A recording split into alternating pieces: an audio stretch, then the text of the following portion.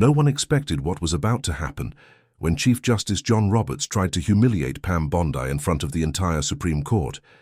But they had no idea what was coming next. It was a landmark hearing inside the marbled chambers of the U.S. Supreme Court. The gallery was packed. Former senators, law professors, media analysts, and a sea of clerks lining the benches like chess pieces. The stakes?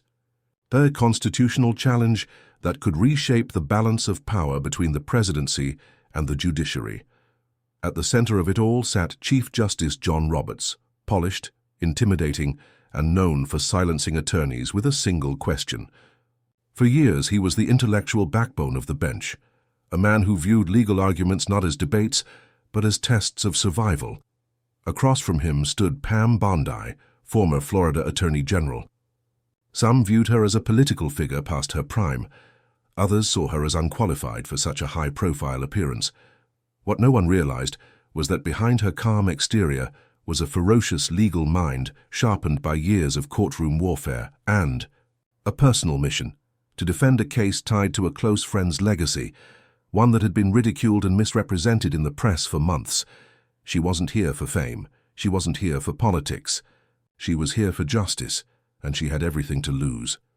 Roberts, confident, leaned in with that signature smirk that had dismantled dozens before her. The trap was set, and the moment Pam Bondi opened her mouth, the entire room shifted. The oak-paneled courtroom buzzed with an almost imperceptible tension. Cameras weren't allowed, but every seat was filled. Supreme Court watchers, constitutional scholars, and political insiders were perched in perfect silence, waiting for the showdown to begin. At the bench, Chief Justice John Roberts adjusted his glasses and scanned Pam Bondi with the detached curiosity of a surgeon prepping for an incision. He struck first. "Ms. Bondi, it's admirable that you've taken a sudden interest in constitutional law," Roberts said, his voice dry as parchment. "But could you please clarify for the court, under which precedent exactly are you claiming this executive action doesn't violate the separation of powers?" The words dripped with sarcasm. Not even subtle. A few audible chuckles escaped from the audience gallery, mostly law students and pundits who had already tweeted their predictions. Pam's about to get destroyed. Pam's eyes didn't flicker. No notepad, no hesitation. Just her standing at the podium, unmoving, composed, dangerous in her stillness.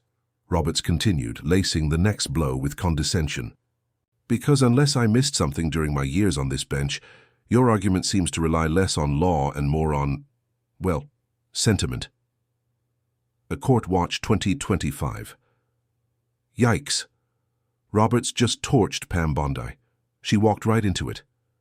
Pam inhaled, just once, controlled, no anger, no panic. "With respect, Chief Justice," she began, voice smooth, "I think what you may have missed isn't in the law books. It's in the intent behind them."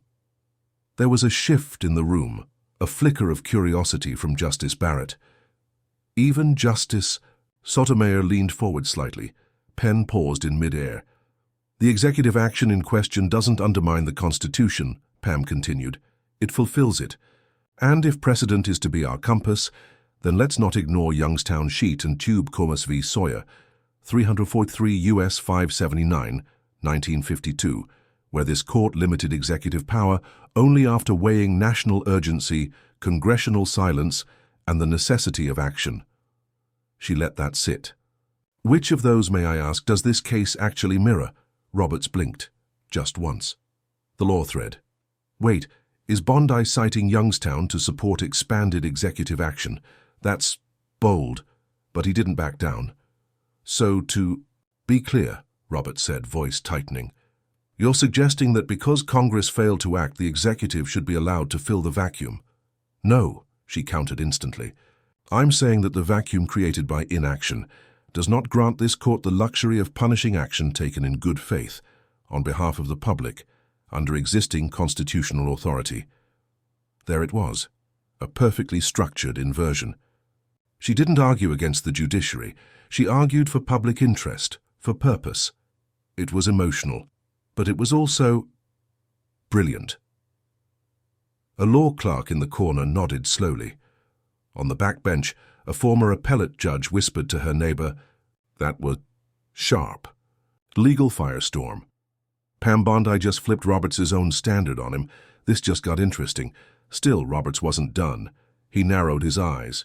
"You're passionate, Ms. Bondi, but the Constitution isn't a platform for political narratives." The line landed heavy, meant to dismiss her as just another partisan mouthpiece. Pam leaned forward, just slightly. "Neither is it a shield for judicial detachment in times of public crisis." Boom. It was the first audible reaction from the room. A quiet gasp followed by the unmistakable sound of a pen snapping somewhere in the back row. She wasn't playing defense anymore.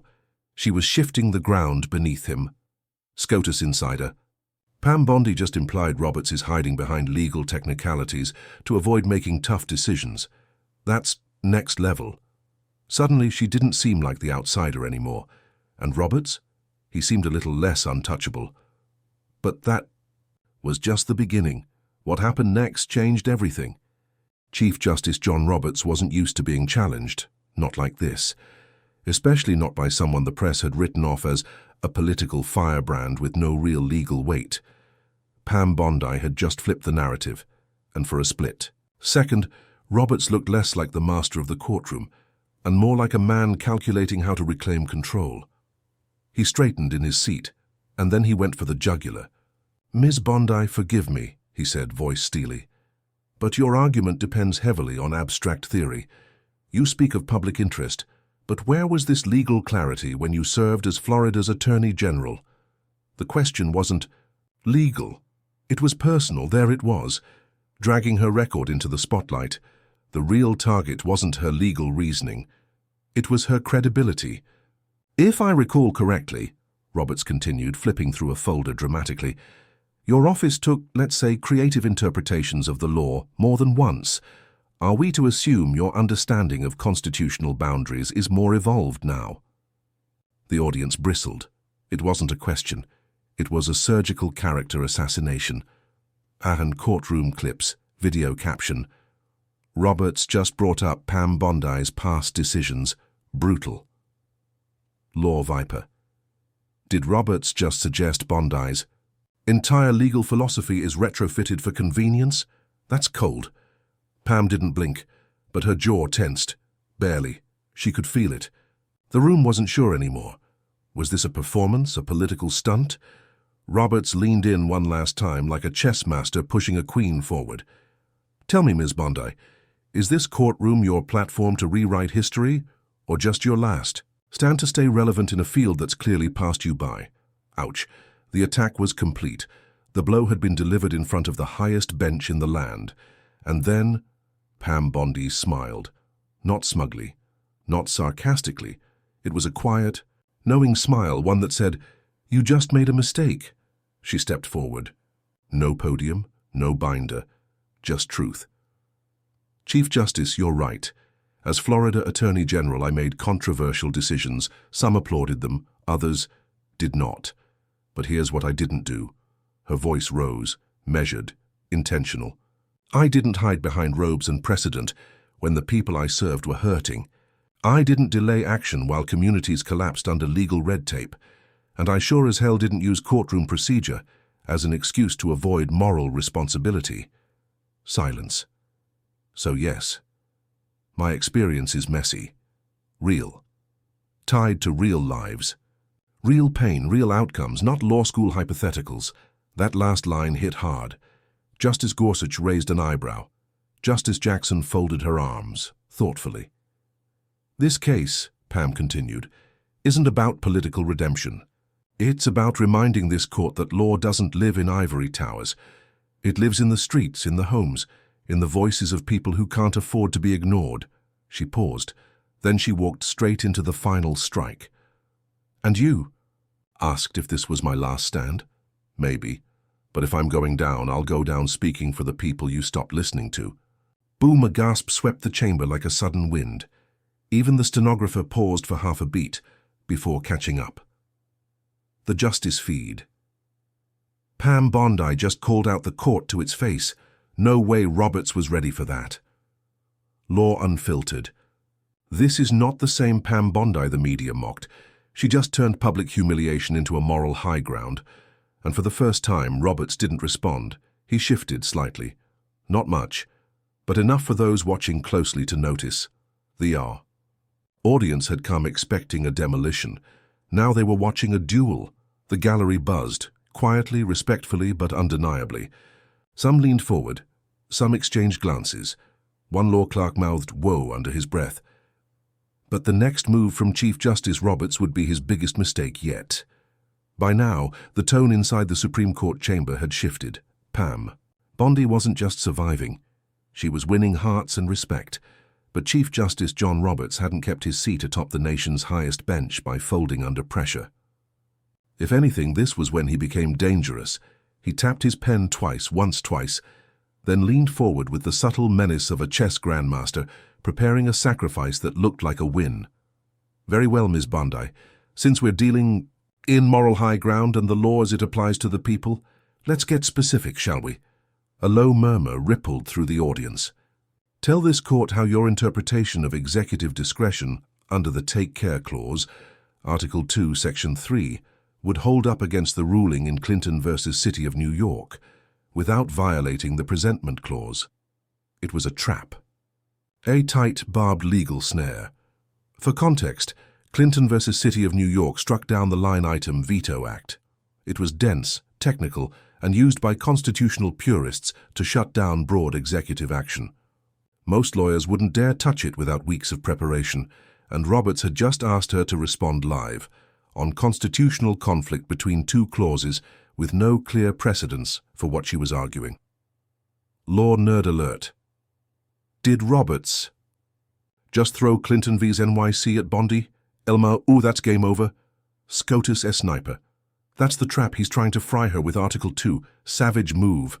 The chamber went silent again. Every head turned toward Pam. Even the justices were watching closely. No one expected a full answer. Everyone expected her to stumble or stall, or beg for time. She didn't. Instead, she took 2 steps forward. No hesitation, no notes, no blinks, just fire.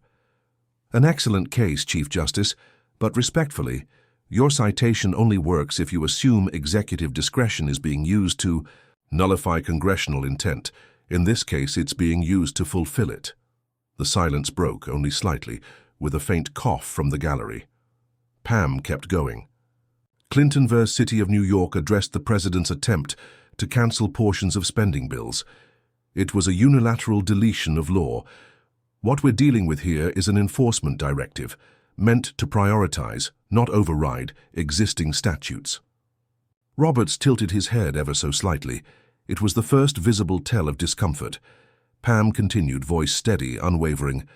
"And under Heckler v. Cheney, 470 U.S. 821, 1985, this court acknowledged that agencies have discretion in enforcement, especially when resources are limited. Are we to believe that enforcement discretion becomes unconstitutional simply because it's politically inconvenient?" Boom. A ripple moved through the room, this time stronger. A clerk whispered, "She's flipping." "The case law," another law professor in the audience muttered. "Damn, that's good." Legal drama live. Wait, Pam Bondi just threw Heckler vs. Cheney back at Roberts. She's turning his trap into a damn ladder.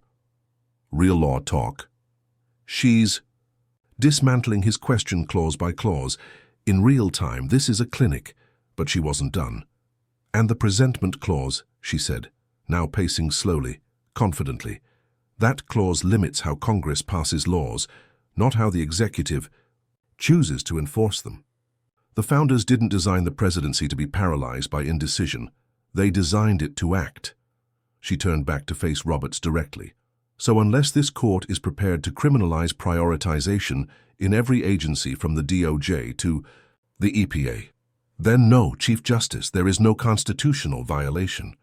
The room erupted, not in applause yet, but in a tidal wave of gasps, whispers, and stunned expressions. Even Justice Kagan leaned forward with her lips parted slightly. Justice Alito scratched his head and gave the faintest chuckle under his breath. He wasn't laughing at her. Roberts now paused. He reached for his water, took a sip. His poker face was back, but it had cracked, just for a second. Pam Bondi had answered a question designed to crush her and instead used it to undermine the very premise of the attack. And then Pam delivered the final twist. "And just so we're clear," she said, her voice calm but cutting, "I didn't come here to win a legal debate. I came here to remind this court that sometimes the law isn't a wall, it's a mirror." Boom! That line would go viral within hours. TikTok clip. Pam Bondi. "The law isn't a wall, it's a mirror." Caption: "This line will be studied in law schools." Pam Bondi, SCOTUS showdown. @law, daily. "The law isn't a wall, it's a mirror." That's the tweet. And just when everyone thought it was over, Pam Bondi dropped a final bombshell. For the first time in over a decade, Chief Justice John Roberts looked unsure. It wasn't dramatic. It was subtle. A blink held half a second too long. A throat clear that didn't land smoothly. The kind of tells you only saw if you were watching closely. And everyone was watching closely now. Pam Bondi had just done the unthinkable. She turned the court's own precedent against it, in real time, without notes, and walked straight through a constitutional minefield like she'd drawn the map herself. Roberts wasn't used to this. Not from outsiders, not from political appointees, not from someone the media had already written off. And then came his next move, a clear pivot. One meant to distract, deflect, and re-establish dominance. "Ms. Bondi," he said coolly, but with a noticeable tension behind the eyes, "this court is not on trial. If you came here looking for a referendum on judicial authority, you're in the wrong building." It was a weak play, a defensive maneuver dressed in authority. Pam didn't flinch, but others noticed. SCOTUS watchdog. Roberts just tried to pivot. "You don't pivot unless you're losing the argument," iced legal heat. He's on his heels. Pam Bondi just reversed the entire flow of the courtroom. Roberts wasn't finished, though. He shuffled through his notes, visibly this time. His tone became sharper, more dismissive. "Let's not confuse courtroom rhetoric with constitutional clarity. Your argument may be persuasive to a political base, but this court deals in law, not applause." There it was, the final card, accusing her of playing to the crowd, framing her as an opportunist instead of a legal mind. It might have worked on someone else. But Pam Bondi? She seized the moment. She stepped toward the bench, slowly, deliberately, her voice calm but commanding. "Chief Justice, if I wanted applause, I'd be in a campaign rally, not here facing one of the toughest constitutional benches in American history. But since we're talking about legal clarity, let's be clear. It wasn't me who pivoted when the questions got uncomfortable. The words hit hard. You asked about Article 2. I answered. You invoked Clinton v. City of New York. I dissected. Now, when the answer doesn't match your expectations, the argument becomes theatrics." There was a visible stir in the audience. A couple heads turned toward one another. Even one of the junior justices, Justice Ramirez, nodded slightly in Pam's direction. Legal revolt. Pam Bondi just called out the pivot, live, and she's right. He dodged, and then she went in for the kill. "The problem isn't that I'm persuasive. The problem is that I'm right," gasps. "And if the law only belongs to those who speak your language, those trained in your halls, under your mentors, quoting your legacy, then this court has become less about justice and more about gatekeeping." The room was now deadly silent. Even the justices had stopped writing. Pam turned, now facing not just the bench, but the entire gallery. "I'm not here to challenge your authority. I'm here to remind you of your responsibility." Boom. The words didn't just echo. They ricocheted. You could feel it in the room, a shift, a complete power reversal. And for the first time, openly, clearly, people were nodding. Courtroom pulse. She turned the chamber into a classroom. "And Roberts, he's failing the test." Roberts tried to interject. "Ms. Bondi, this isn't—" "No," she interrupted, calmly but firmly. "This is exactly what it is." And with that, she turned back to the bench, her voice returning to its original cool clarity. "This court will decide the law. I respect that. But don't mistake deference for surrender. And don't expect silence from the people who've waited too long to be heard. No outburst. No anger. Just truth, delivered with surgical precision. The audience, forbidden from clapping, still shifted, visibly, into her corner. A few leaned forward in their chairs. Others scribbled notes like history was unfolding in real time. Scotuslave, this isn't a hearing anymore, this is a reckoning. Pam Bondi just became the voice of every outsider who ever stepped into this chamber. But the final moment of truth was still to come. Not obviously, not dramatically, but in the subtle ways only seasoned legal eyes could spot. The tightening jaw, the clipped tone, the slightly raised voice that betrayed rising irritation. Pam. Bondi had not only survived, she had flipped the courtroom narrative, dissected the Constitution live, and made even the most skeptical justices lean in. And now, with the argument clearly slipping from his control, Roberts made his final move, not as a jurist but as a man backed into a corner. "Ms. Bondi," he said with forced calm, "this court has entertained your—" He paused, smiling with visible disdain. "Spirited performance. But let's not confuse this with a law school lecture. You've offered us passion, but passion isn't precedent." He let that sink in, giving the crowd a moment to digest what he thought was his kill shot.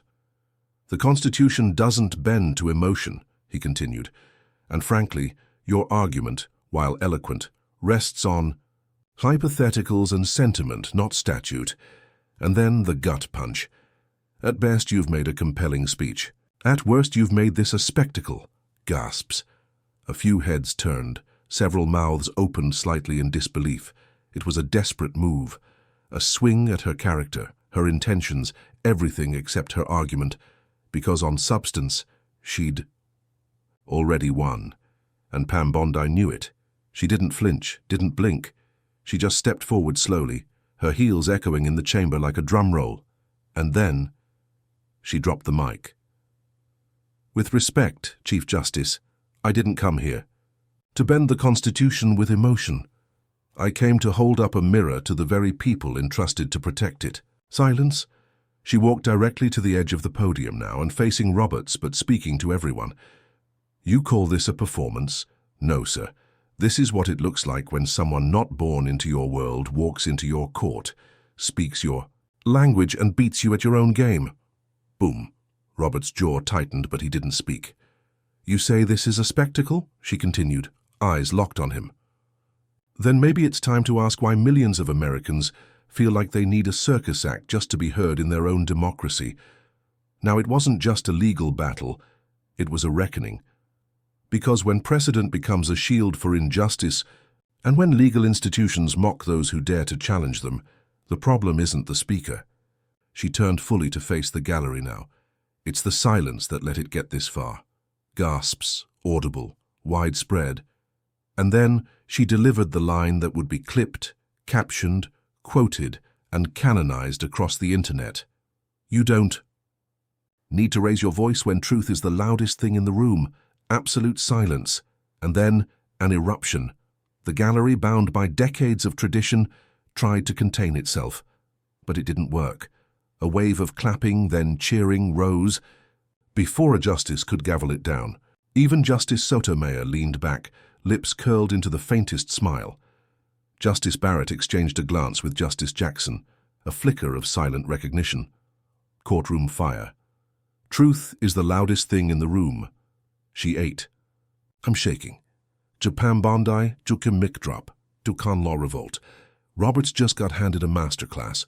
She dismantled him without ever raising her voice.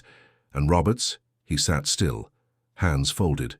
No gavel, no retort, no follow-up, because there was nothing left to say. Pam Bondi had walked into the lion's den and made the lion blink. And that's when the real shock came next. The applause eventually died down, but the silence that followed was even louder. Chief Justice Roberts didn't say another word.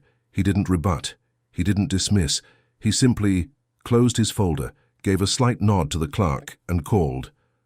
A brief recess. That was it. No ruling, no rebuttal, no last-minute correction to salvage his pride. In front of a nation watching live, he faded, not in disgrace but in quiet irrelevance. As Roberts stepped back behind the black velvet curtain, the cameras didn't follow him. They stayed on Pam Bondi, still standing tall at the center of the chamber, composed, steady, And suddenly, legendary. It was over, but she wasn't.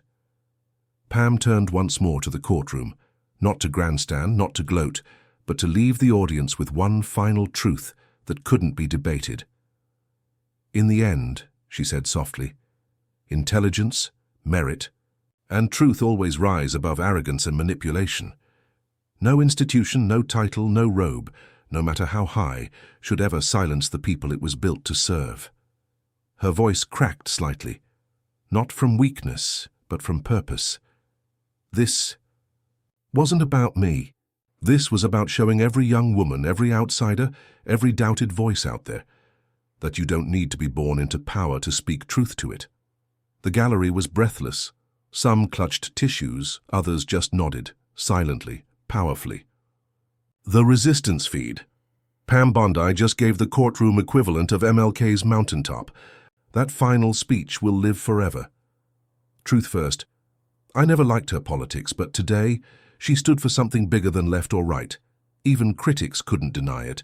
Pam Bondi had come to defend her case, but she left having defended something much more rare in Washington: integrity. As the court emptied and reporters rushed to get sound bites, one student in the back row whispered to her professor, "Did we just watch history?" The professor nodded slowly. "Yes, and we just saw who wrote it." "So what now? Do you think justice was served? Do you think Roberts crossed a line? Or did Pam Bondi prove that truth can still win, even in the highest court of the land?" Sound off in the comments. We want to hear your take. Share this video if you believe that courage still has a place in our justice system, and if you think the powerful should be held accountable, no matter their title, hit that subscribe button and join the movement. This isn't just a story, it's a wake-up call. And maybe a turning point. Cut to black. Fade in one quote on screen. When the system forgets the people remind the system who it works for. Anonymous. End of video.